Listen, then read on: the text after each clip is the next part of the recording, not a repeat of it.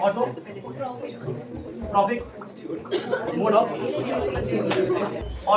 Mode of nutrition में, ध्यान सुना मेरी बात, मोड ऑफ न्यूट्रिशन में प्लांट कितनी चीजें लेता है? ये 4 सब्सटेंस लेकर के अपना फूड सिंथेसिस करेगा। वो 4 सब्सटेंस कहलाते हैं रॉ मटेरियल्स। तो प्लांट रॉ मटेरियल्स लेगा और रॉ मटेरियल्स का इस्तेमाल करके वो फूड सिंथेसिस करेगा, राइट। अब वो रॉ मटेरियल लेकर के जो उसका रिएक्शन जो आएगा ऑटोट्रॉफिक मोड ऑफ न्यूट्रिशन का, वो ऐसे आएगा। लेकिन इसके लिए पहले याद रखो आप, इसके लिए याद रखो पहले कि क्या क्या लेगा, उस हिसाब से रिएक्शन आपका आराम से आ जाएगा। पहले 4 चीजों का नाम याद रखो। कार्बन डाइऑक्साइड कहां से लेगा? फ्रॉम एटमॉस्फेयर, ध्यान सुना। दूसरा है सनलाइट, ये भी फ्रॉम नहीं लगाना, इसमें पता है from sun. Water from the root, ठीक है। और क्लोरोफिल प्रेजेंट इनसाइड, इसके अंदर जो क्लोरोफिल प्रेजेंट होते हैं। तो ये 4 रॉ मटेरियल्स का इस्तेमाल करके वो क्या करेंगे? अपना फूड सिंथेसिस करेंगे।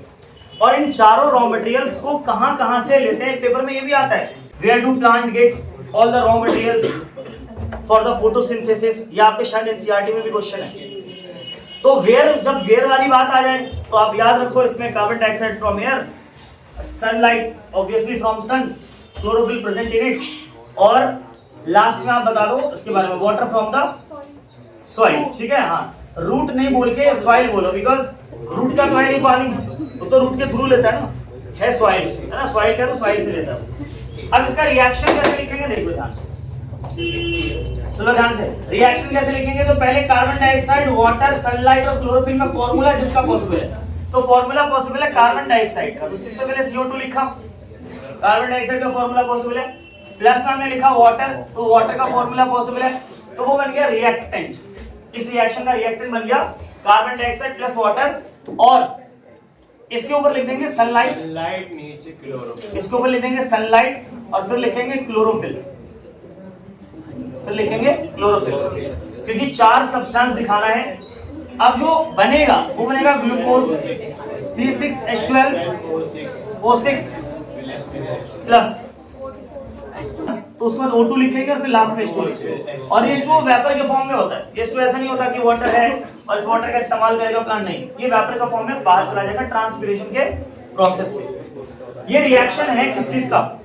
फोटोसिंथेसिस का। ये रिएक्शन है फोटोसिंथेसिस का, जिसमें रिएक्टेंट बन गया ये हमारा CO2 प्लस H2O, और प्रोडक्ट बन गया ग्लूकोज, ऑक्सीजन एंड वाटर।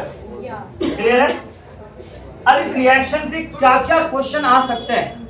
इस रिएक्शन से क्या क्या क्वेश्चन आ सकते हैं? पहला क्वेश्चन ये आ सकता है कि इस रिएक्शन को बैलेंस करो।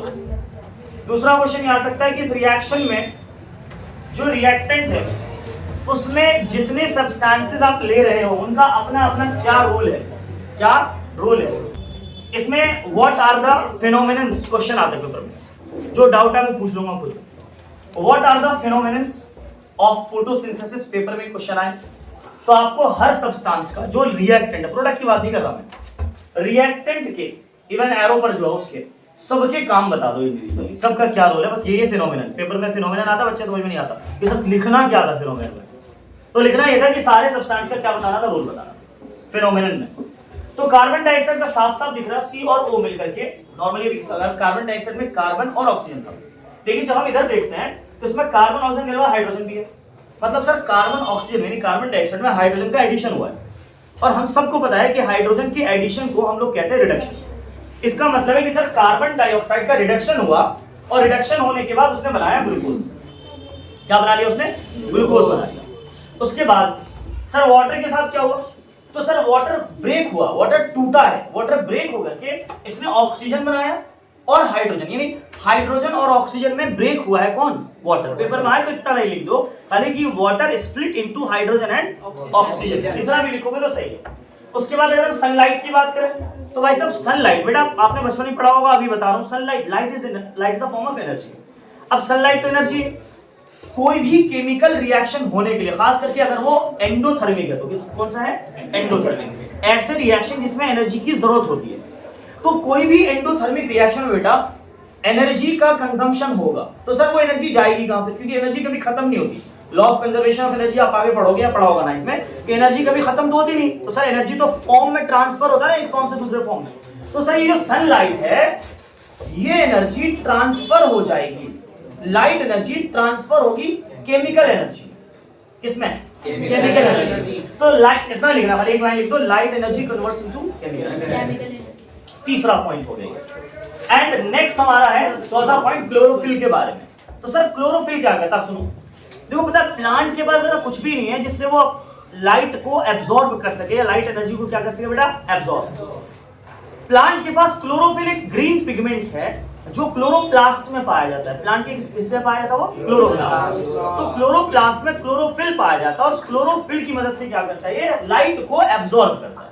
मतलब क्लोरोफिल लाइट एनर्जी को क्या करता है? एब्जॉर्ब करवा के उसको किस में बदल देता है? केमिकल एनर्जी में कन्वर्ट कर देता है। तो इसलिए क्लोरोफिल ऐसा लिखा रहता है कि क्लोरोफिल जो फ्यूल की तरह काम कर रहा है। फ्यूल की तरह मतलब एक ईंधन की तरह काम कर रहा है इसको खाना बनाने में।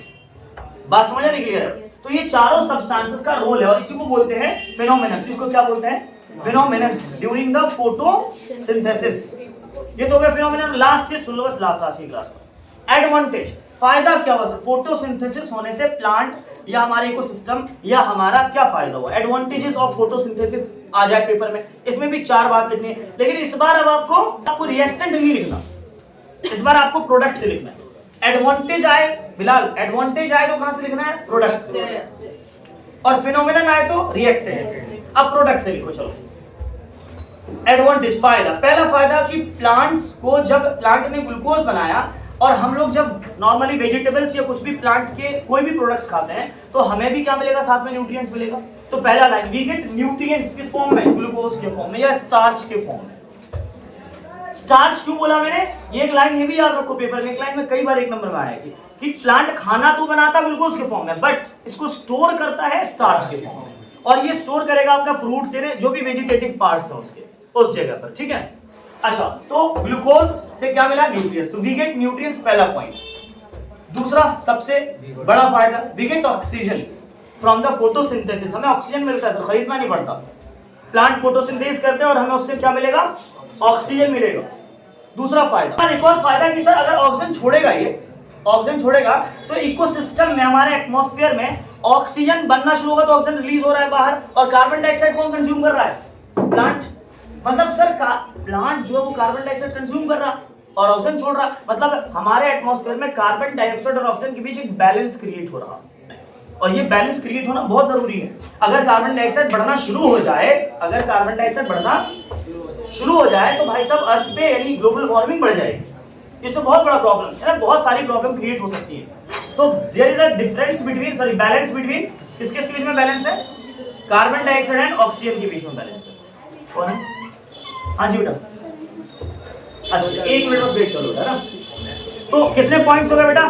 मेनली अभी 3 पॉइंट्स। पहला वी गेट न्यूट्रिएंट्स, दूसरा वी गेट ऑक्सीजन, तीसरा there is a balance between carbon dioxide and oxygen. And चौथा और सबसे लास्ट कि प्लांट जब खाना बनाएगा सर तो एनर्जी भी बनाएगा अपनी बॉडी के अंदर।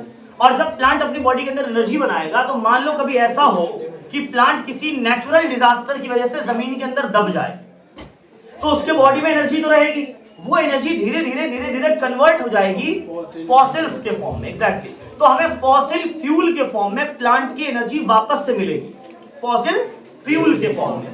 तो आप क्या लिखोगे? लास्ट पॉइंट, इतना लंबा चौड़ा लिखना नहीं, आपको बोलना है कि we get energy in the form of fossil fuels after a very long time. बहुत लंबे टाइम के बाद हमें क्या मिलता है? फॉसिल फ्यूल के फॉर्म में एनर्जी मिलता है। ये 4 एडवांटेज हो गए। क्लियर है? ओके।